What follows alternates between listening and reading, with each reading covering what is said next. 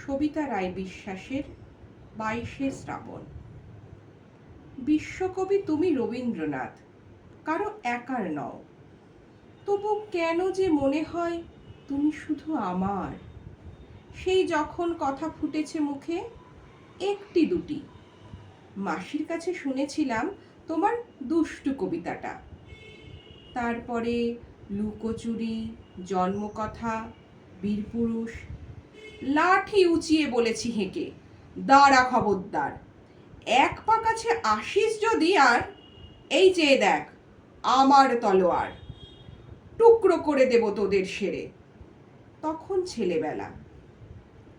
তারপর স্কুলের গণ্ডি পেরিয়ে কলেজে পরিচয় হলো।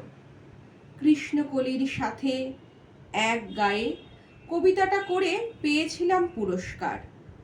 মধুর চুম্বন বর্ষার দিনে সোনার তরী ভাসিয়ে গানের টানে গেয়েছিলাম বর্ষামঙ্গল।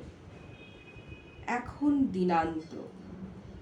রবি ঠাকুর, তুমি ছাড়া কেউ নেই আমার। তুমি শুধু 25শে বৈশাখ আর 22শে শ্রাবণের কবি নও। যার যা খুশি বলুক, আমি জানি তুমি আমার ছিলে, আমার আছো, আমারই থাকবে। তুমি বৈরাগ্য নিয়ে নিরুদ্দেশ যাত্রায় যেতে পারো না কবি।